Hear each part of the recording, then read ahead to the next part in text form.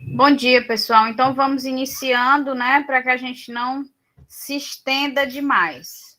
Então, como está no...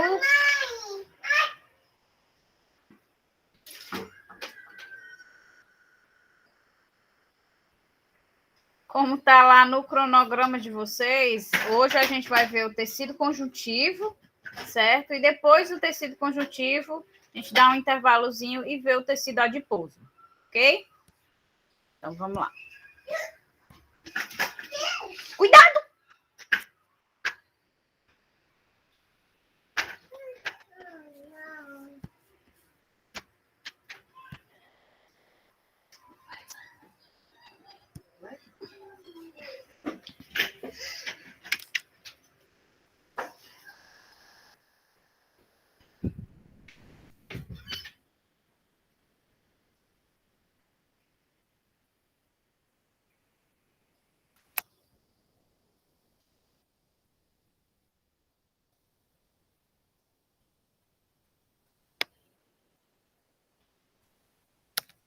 Só um minutinho, gente.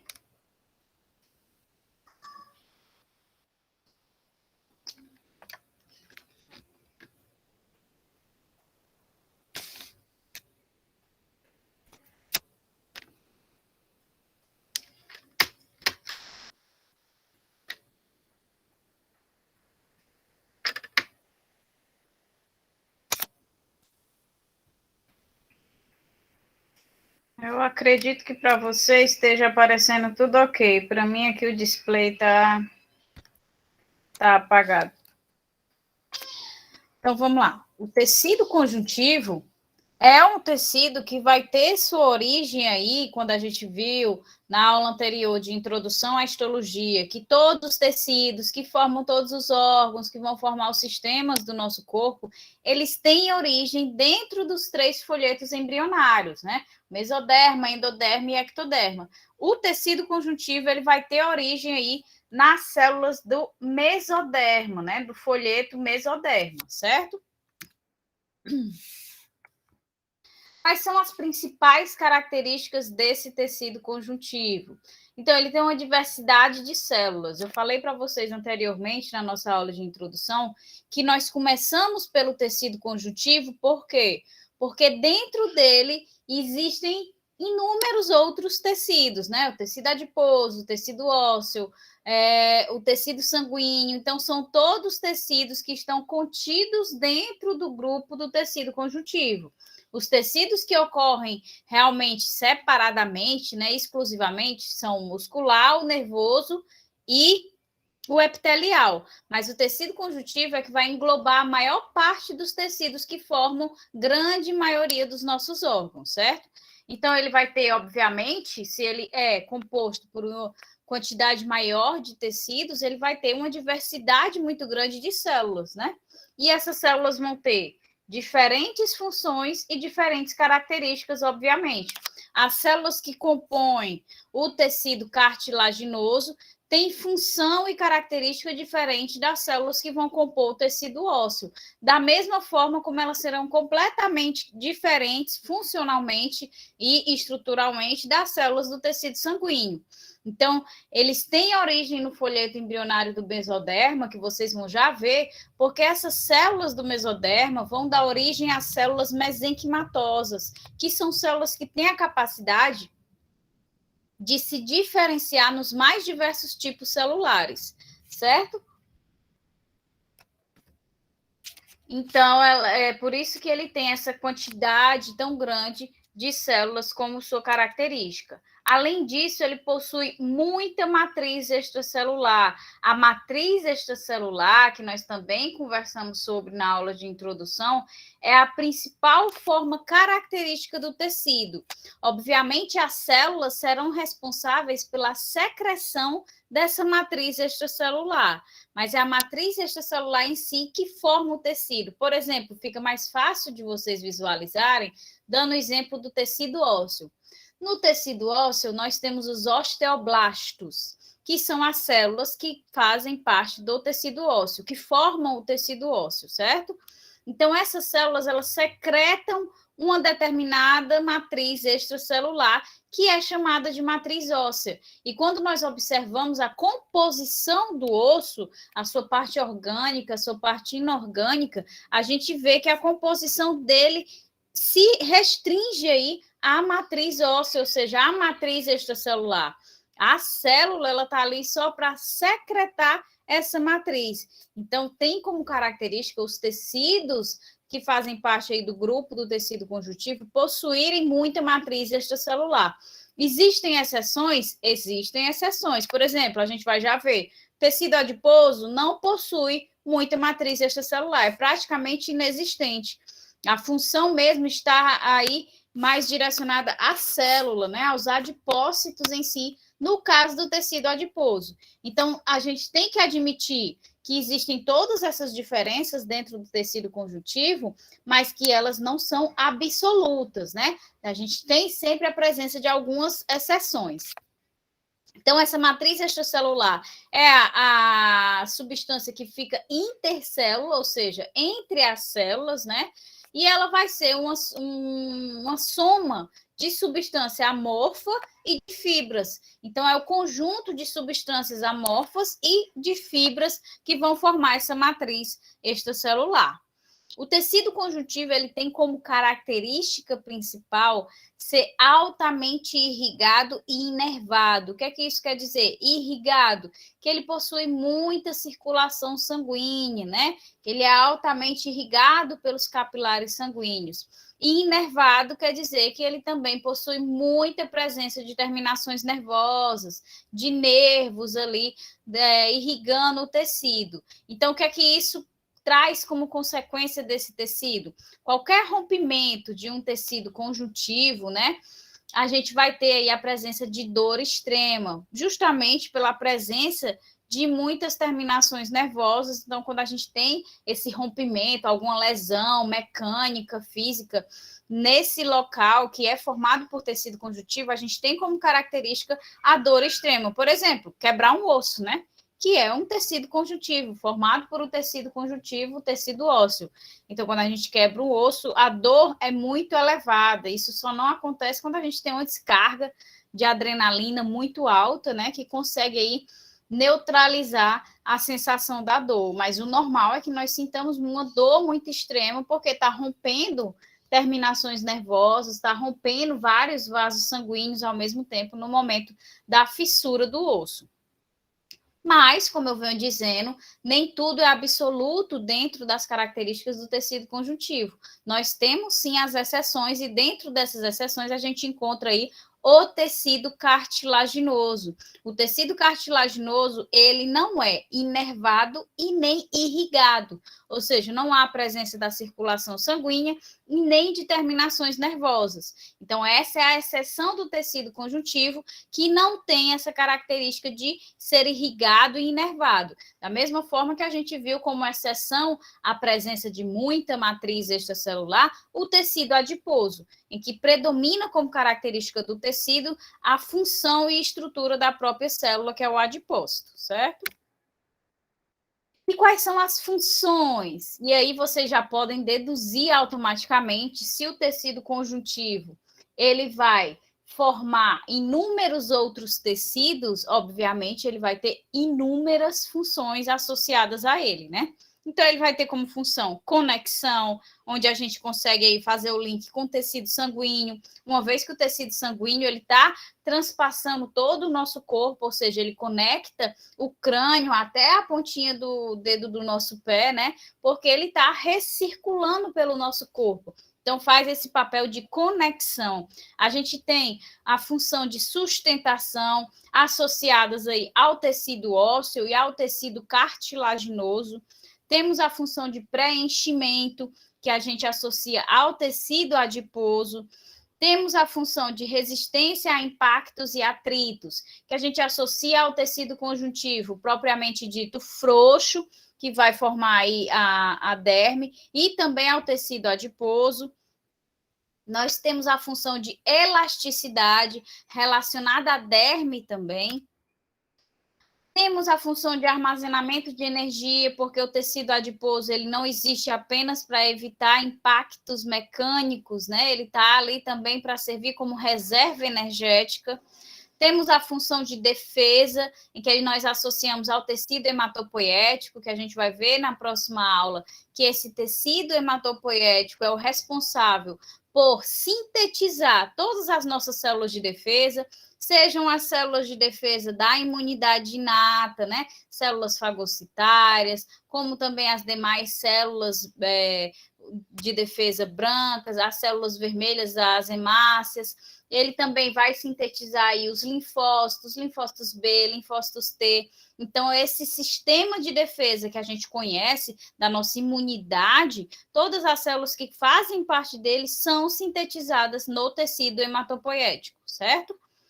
Tem a função de coagulação relacionada aí ao tecido sanguíneo, que tem a predominância da existência de plaquetas, né, que associadas a outras proteínas formam o tampão de coagulação. Temos a função de cicatrização, que está associada ao propriamente dito frouxo e também ao denso, certo?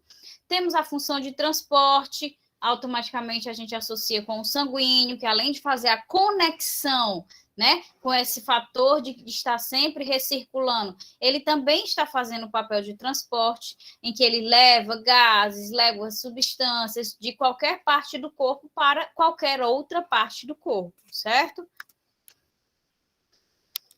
Então, a gente vai ver agora quais são esses tipos de tecidos que compõem aí o tecido conjuntivo, certo? Então, como eu já havia dito, nós temos formando o tecido conjuntivo as mais diferentes células e também as mais diferentes matrizes extracelulares sendo secretadas por essas células. Por isso que nós temos essa divisão de tecidos dentro do próprio tecido conjuntivo. Então, vocês veem que uma divisão inicial do tecido conjuntivo é em dois grupos. Nós temos o primeiro grupo, que é o tecido conjuntivo propriamente dito, e o segundo grupo, que é o tecido conjuntivo especial, certo? Dentro do tecido conjuntivo propriamente dito, nós ainda vamos ter outra divisão em dois grupos: tecido conjuntivo propriamente dito frouxo e tecido conjuntivo propriamente dito denso.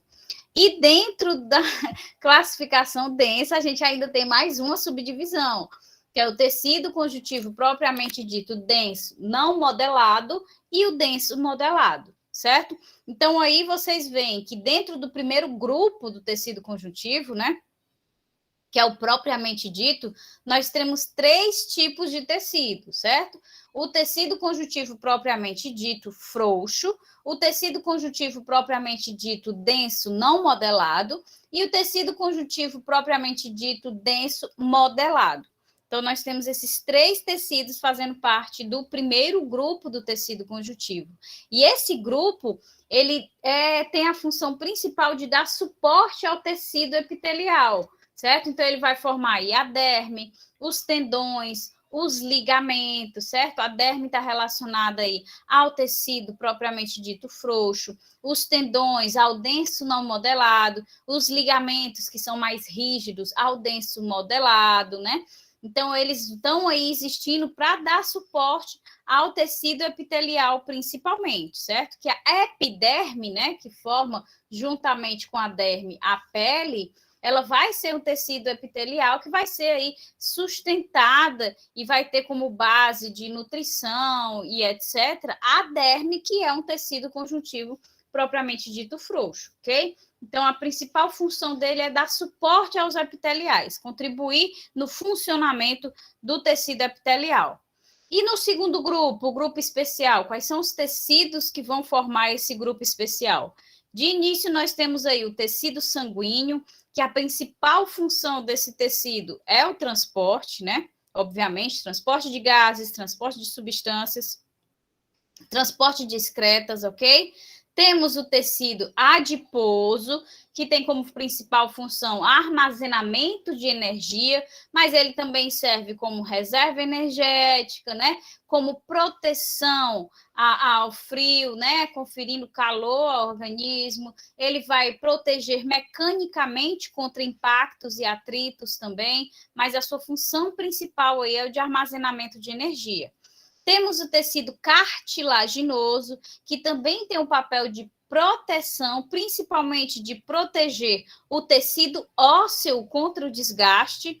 Temos o tecido ósseo, que tem o principal papel aí de sustentação do corpo como todo, obviamente associado ao tecido muscular e aos ligamentos, né? E temos aí o tecido hematopoético, que tem a função de proteção, mas uma proteção imunológica, né? Porque vai ser o tecido hematopoético que vai ser responsável pela síntese de todas as células de defesa do nosso organismo. Então, aqui vocês veem que dentro do grupo do tecido conjuntivo especial, nós temos 5 tecidos, né?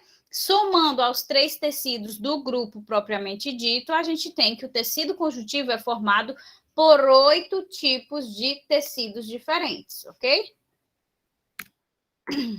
Então, aqui vocês observam, na articulação do joelho, como a gente tem a presença de uma enorme quantidade de tecidos conjuntivos. E a gente não imagina que no único ponto a gente encontre tantas versões do tecido conjuntivo. Então, a gente observa aqui no joelho, né? Na cartilagem, a gente observa o tecido conjuntivo frouxo. No próprio osso, nós observamos o tecido ósseo. A gente tem aqui, formando a cartilagem entre a articulação do joelho, a presença do tecido cartilaginoso. Nós temos aqui, formando uma barreira, né? O tecido adiposo, com proteção mecânica contra impactos. Esse tecido adiposo que fica é chamado de hipoderme, certo? Vocês vão ver em anatomia que fica logo abaixo da derme, certo? Então, esse tecido adiposo ele serve contra proteção a choques mecânicos. Nós temos, obviamente, a circulação sanguínea na região, que é formada pelo tecido sanguíneo, e também temos aqui o tecido conjuntivo fibroso, formando aqui uma barreira à frente da patela, certo? Que vai proteger o joelho. Então, aqui são algumas das principais células que formam o tecido conjuntivo. Então, como nós temos os variados tipos de tecidos, nós teremos variados tipos de células. Então, nós temos os fibroblastos, os macrófagos, os mastócitos, os plasmócitos, os adipócitos, condroblastos, osteoblastos e osteoclastos, e outras infinidades de células que não tem como nós descrevermos todas elas, a gente passa o dia inteiro aqui para dizer, certo? Então, essas são as principais de cada um dos tecidos. Então, nós temos aqui a presença dos fibroblastos. Esses fibroblastos, eles vão compor... Oi, amor.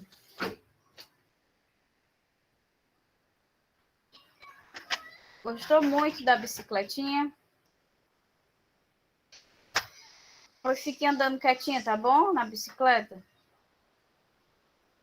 Vai andando. Pode ficar andando. Mas bem quietinha. Ai, não. Tem que andar bem quietinha na bicicletinha.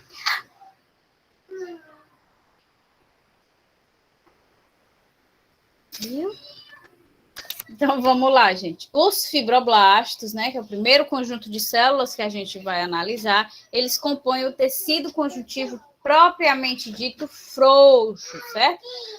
Como a grande maioria das células do tecido conjuntivo que nós vamos ver, tem origem mesenquimática, que são células que se originam lá do folheto mesoderma, certo? Então, essas células, elas têm um formato estrelado com um núcleo bem acentuado, bem grande, como vocês conseguem visualizar nessa figura aí de micrografia eletrônica, certo? A gente vê que o núcleo ele está bem acentuado, ocupando praticamente todo o citoplasma da célula, e elas têm essa extensão, assim, com prolongamentos da membrana, que dá esse aspecto estrelado a ela. A função dessa célula é secretar fibras e também substância amorfa, né, para formar justamente a matriz extracelular característica do tecido conjuntivo propriamente dito frouxo. Tem a função cicatrizante, ou seja, quando nós temos alguma lesão no nosso corpo, algum ferimento, são essas células que vão vir e vão começar a se multiplicar para preencher, né, juntamente com a matriz extracelular que elas secretam, para preencher aquele espaço que foi lesado. Então, por isso que elas têm um papel na cicatrização. Quando essas células elas estão maduras, né, que é o que a gente chama de aposentadas, são células já velhas, vamos colocar assim, elas passam a ser chamadas de fibrócitos e não são células mortas, certo? Elas só têm um metabolismo muito mais baixo do que os fibroblastos em si, né, que são células altamente ativas. Então, os fibrócitos, eles abaixam o metabolismo deles bem baixo, né, para que eles mantenham só o metabolismo basal, para manter ali o tecido que eles sintetizaram. Por exemplo, em processo de cicatrização, os fibroblastos começam a se multiplicar e secretar matriz extracelular para preencher o local da lesão. À medida que eles vão secretando essa matriz extracelular, eles vão se afastando, né? Porque vai secretando no meio entre as células. Então, eles vão se afastando, preenchendo o local da lesão, e aí chega uma hora que fica cada fibroblasto isolado em um ponto e eles vão se convertendo à sua forma madura à medida que eles vão se afastando e passam a ser chamados aí de fibrócitos, mantendo um metabolismo basal só para manter aquele tecido de regeneração, de cicatrização que eles sintetizaram, certo? Os monócitos ou macrófagos já são células de defesa, são células fagocitárias, que têm a capacidade aí de formar pseudópodes, né, que são extensões da membrana plasmática, para engolfar determinado micro-organismo ou parte de micro-organismo e, assim, fazer a fagocitose do mesmo, eliminando. Então, os monócitos são a forma precursora dos macrófagos. Então, no momento em que esses monócitos eles estão lá circulando pela corrente sanguínea e eles entram em contato com algum organismo estranho e fazem o processo de fagocitose, eles se convertem a macrófagos, certo? Eles possuem, obviamente, uma forma ameboide, que é justamente para facilitar essa forma ameboide regular da membrana, né? Facilita a formação dessas extensões de membrana que vão engolfar certas células. Eles têm um núcleo grande, porque eles precisam constantemente estar sintetizando as proteínas que vão fazer parte dos lisossomos, que se unem à vesícula que fagocitou o organismo estranho e vão degradá-lo. E elas também têm a função de ativar todo o restante do sistema imune. Isso aqui vocês vão ver lá em imunologia. Os macrófagos são as principais células a resposta secundária do nosso sistema, né, mais imediata, porque no momento em que ele fagocita determinado organismo estranho, ele passa a secretar os hormônios chamados de citocinas, que estimulam todo o restante do sistema imune. O restante da imunidade inata, a resposta inflamatória, vão estimular os linfócitos a irem para o local da infecção, linfócitos B, linfócitos T, certo? Então, ele ativa todo o restante do sistema imune, ajudando a otimizar essa resposta imune, certo? Então, são células muito importantes do ponto de vista de defesa do nosso organismo. Nós temos também os mastócitos, certo? Que os mastócitos eles estão mais associados a respostas de hipersensibilidade, ou seja, a respostas alérgicas. Os mastócitos eles vão ter uma forma ovoide, com também um núcleo grande. Todas essas células que têm um papel muito importante, elas têm como característica o núcleo grande, devido à síntese proteica ser muito elevada.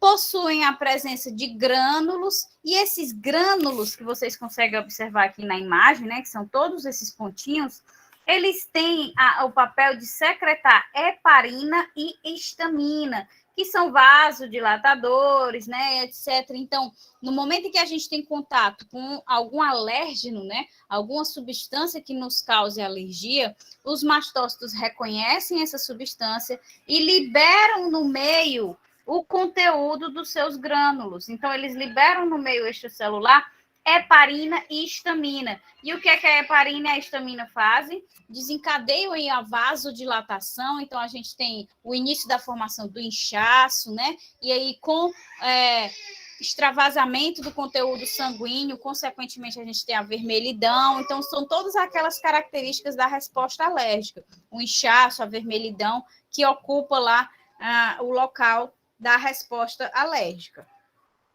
E, como eu já disse, é o desencadeador da resposta alérgica. E nós temos também aqui o plasmócito, que é uma célula muito importante, mas é uma célula que se origina da diferenciação dos linfócitos B, certo? Também possui a forma ovoide, mais uma vez aqui, ó, um núcleo grande e deslocado, certo? Ele não fica centralizado na célula. Ele tem a presença de muitos retículos endoplasmáticos rugosos. Por quê? Porque tem uma elevada síntese proteica. Porque o que é um plasmócito? O plasmócito nada mais é do que a célula que secreta os anticorpos. Então, o linfócito B, ele reconhece um agente estranho, e no momento em que ele reconhece o agente estranho, ele se diferencia em plasmócito. E esse plasmócito passa a secretar os anticorpos na forma livre, e esses anticorpos são liberados na nossa corrente sanguínea para atuar diretamente sobre aquele agente estranho. Então, o plasmócito ele tem essa função de secretar os anticorpos e, não sei se vocês sabem, mas anticorpos são proteínas.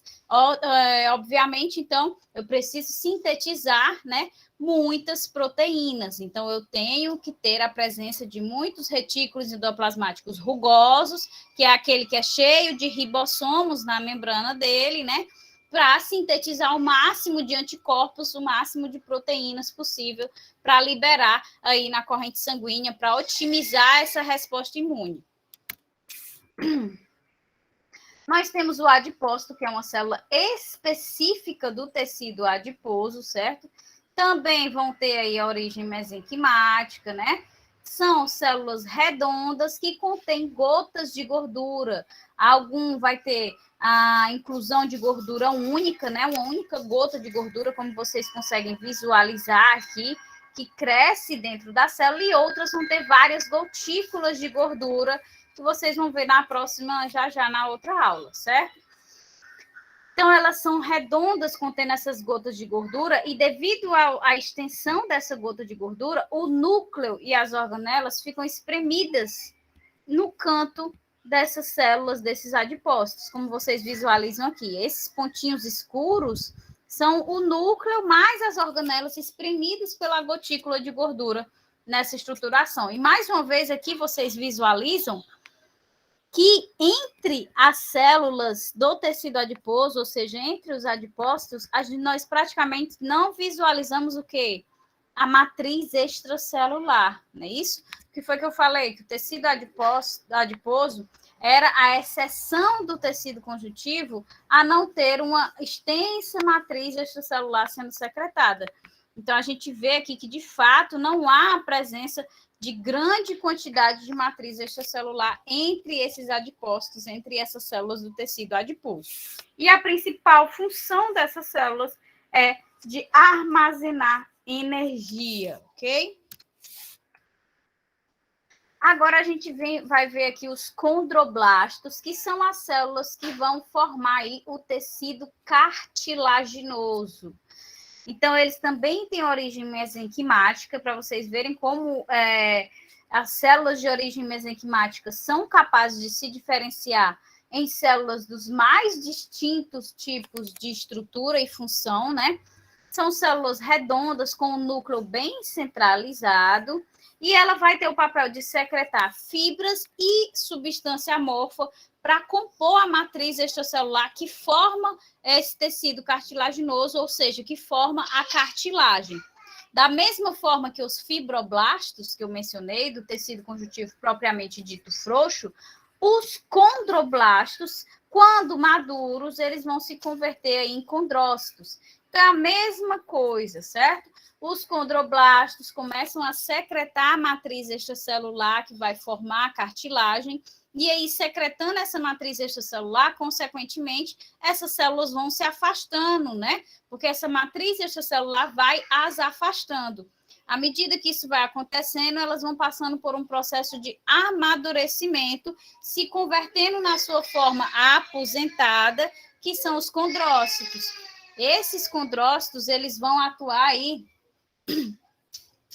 apenas fazendo a manutenção dessa cartilagem que eles sintetizaram, certo? Eles mantêm um metabolismo basal, né? Um metabolismo bem baixo, mas eles são importantes na manutenção da saúde desse tecido, ok? E os osteoblastos, né? Vocês veem que a nomenclatura... Bibi! Vá para lá com a sua bicicletinha, vá. Vai, dirige para lá. Bibi, manda todo mundo sair para frente. E aí vocês veem que a nomenclatura ela é bem similar entre a maioria das células, né? Principalmente as que formam os tecidos em separado. Como o tecido sanguíneo e o tecido hematopoético dão origem a uma diversidade muito grande de células, eles vão ter aqueles nomes diferentes, né? Linfócito, plasmócito, aí macrófago, aí vai ter todas aquelas variações, né? Mas todos os outros tecidos, como eles vão depender apenas da ação de secreção das suas próprias células, eles vão ter esse nomezinho aí bem específico, seu prefixo mais blasto, aí clasto, dependendo da função, ócito, quando ele já está na forma aposentada. Então, é bem característica essa nomenclatura, certo? Então, os osteoblastos são as células que formam o tecido ósseo, certo? E vão ser células que vão possuir prolongamentos e também vão ter origem mesenquimática, certo? Mais uma vez, as células de origem mesenquimática têm a capacidade de dar origem aos mais variados tipos de células. Então, esses osteoblastos, eles produzem também fibras e substância amorfa, que vai formar aí a matriz óssea orgânica e inorgânica, que a união entre ambas é que forma a matriz óssea que compõe o osso em si diretamente, certo? E, mais uma vez, à medida que esses osteoblastos vão secretando a matriz óssea, né, eles vão se afastando, e à medida que eles vão se afastando, eles vão aí passando por um processo de amadurecimento e se convertendo nos chamados osteócitos, que são as formas aposentadas dos osteoblastos. São essas células, então, já que elas secretam a matriz óssea, que estão relacionadas à formação e também ao crescimento dos ossos, né? A gente sabe que quando a gente nasce, a gente vai ter o crescimento, o alongamento dos ossos, e além da formação destes, também é função dos osteoblastos o alongamento, o crescimento desses ossos à medida que a gente vai passando pela primeira infância, certo? E os osteoclastos? Os osteoclastos são células características do tecido ósseo, certo? Que são células que são bem grandes, multinucleadas, certo? Essa estrutura aqui de vários núcleos que vocês visualizam é a característica desses osteoclastos, e eles têm um papel aí de degradar a matriz óssea. Então, enquanto os osteoblastos secretam, sintetizam a matriz óssea, os osteoclastos, eles vão degradar essa matriz óssea. Professora, isso não é ruim? Não causa um prejuízo ao tecido ósseo? Não, porque é justamente pela presença desses osteoclastos que a gente consegue realizar a renovação óssea, que é essencial para a saúde do osso. Então, os osteoclastos vão lá degradando partes da nossa matriz óssea, e isso estimula os osteoblastos a sintetizarem uma matriz óssea nova, certo? Então, nossos ossos eles estão sempre sintetizando partes novas da matriz óssea. E isso faz com que o nosso osso se mantenha sempre saudável. E a gente estimula mais isso, né, quando nós realizamos a atividade física que tem determinado impacto, né? Então, a gente tem que ter um certo impacto para gerar o estímulo para a ação dos osteoclastos, que, consequentemente, estimulam a ação dos osteoblastos e uma matriz óssea nova, deixando o nosso osso sempre saudável.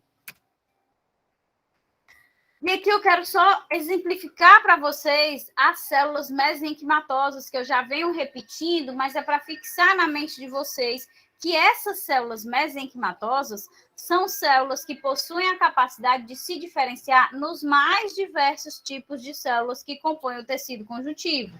Então, são as células que formam o tecido conjuntivo propriamente dito frouxo, os fibroblastos, o tecido conjuntivo cartilaginoso, ou seja, os condroblastos, o tecido conjuntivo ósseo, ou seja, os osteoblastos, e também as células que vão fazer parte aí do tecido hematopoético, que nada mais são do que todas as células que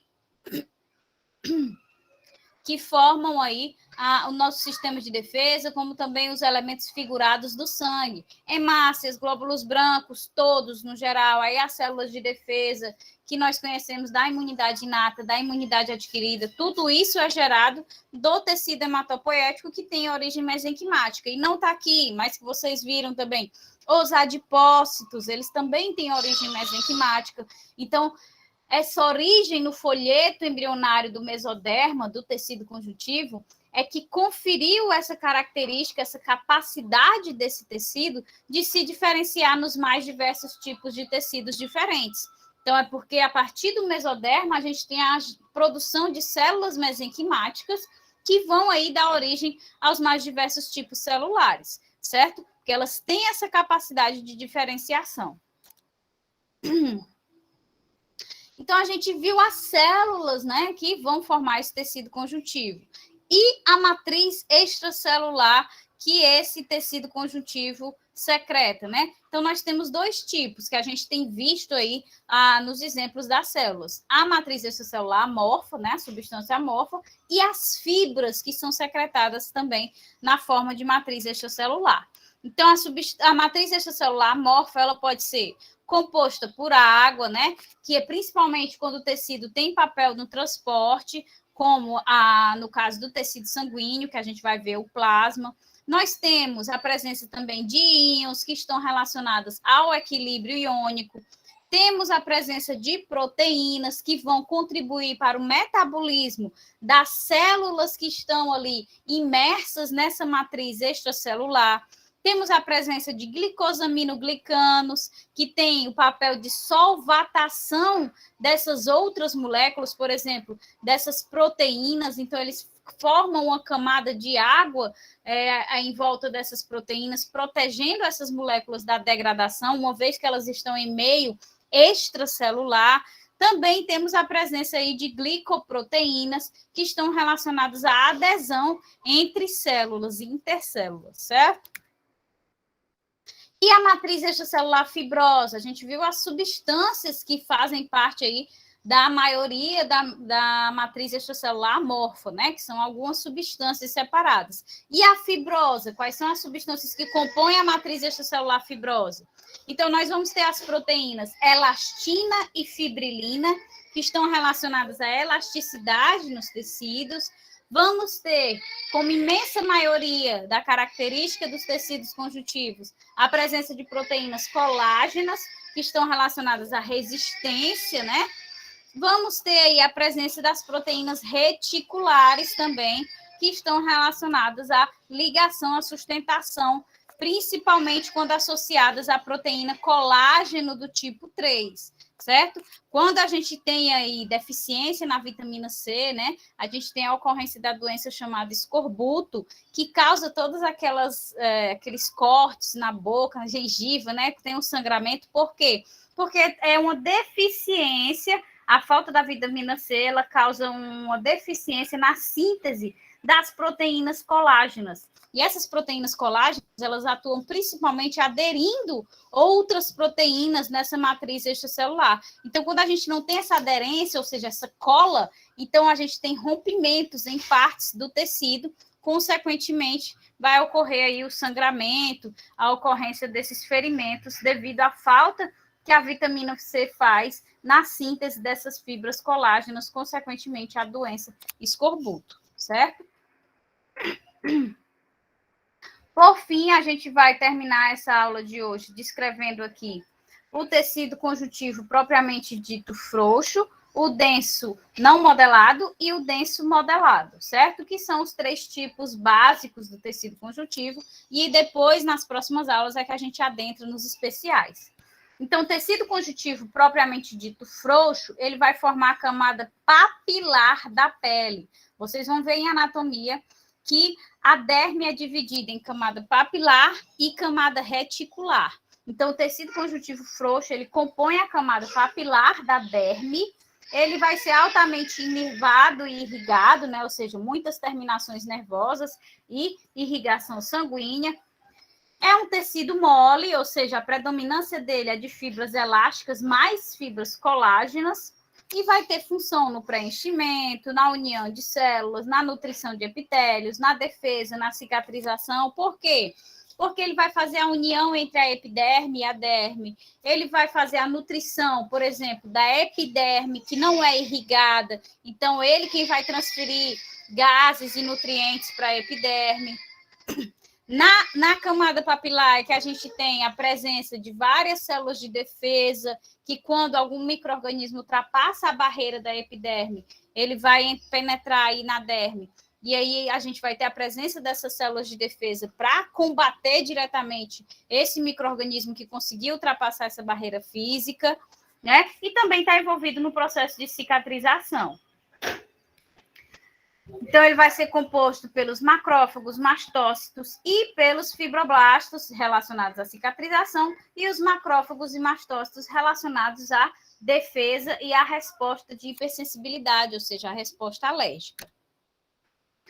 E o tecido conjuntivo propriamente dito denso não modelado. O tecido conjuntivo denso não modelado, ele vai estar relacionado à formação da camada reticular da derme, né? Como eu disse, a derme é formada em camada papilar e reticular. A camada reticular é formada pelo tecido denso não modelado.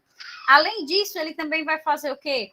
Envolvimento dos órgãos, ou seja, uma membrana que reveste os nossos órgãos, que tem um papel aí de proteção. Então, ele vai ser fibroso e irregular, né? Por isso que é determinado como não modelado, porque ele tem essa estruturação irregular, e vai ter uma predominância de fibras colágenas dispostas em feixes aleatórios, né? Por isso que é irregular. Então, ele vai ser resistente e elástico, por isso que ele envolve os órgãos, né? E vai ser... Eu tô ouvindo, amor, vou já ver o que foi que aconteceu. Foi, o neném se machucou, né? Eu tô ouvindo. Eu vou já, deixa eu terminar aqui que eu já vou. Não se preocupe não, que ele tá bem, o papai tá com ele. Então, ele também vai ser composto por macrófagos, mastrócitos e fibroblastos, da mesma forma que o frouxo. Por fim, a gente tem o conjuntivo propriamente dito modelado, que vai estar relacionado à formação do tendão e dos ligamentos, que são estruturas que precisam de rigidez, né? Então, como elas precisam dessa rigidez, ele vai ter a predominância das fibras colágenas dispostas em feixes paralelos, né? Ou seja, compactado, por isso chamado de modelado, né? Então, essas fibras, principalmente as fibras do tipo 1, que são mais rígidas, vão conferir alta resistência na formação desses tecidos, certo? Da mesma forma, são os fibroblastos que vão secretar essas fibras, né? Essas proteínas colágenas para formar esse tecido. Então, o frouxo ele é mais maleável, o denso não modelado ele é intermediário e o modelado é aquele que é mais rígido, que vai formar estruturas mais rígidas, ok? Então, a gente finaliza essa aula aqui. A gente vai dar um intervalo são 8h20, a gente retorna 8h30, certo? Para iniciar o tecido adiposo, ok? Para vocês darem uma respirada aí na mente, certo? Tranquilo? Prontinho, 8h30 a gente está de volta.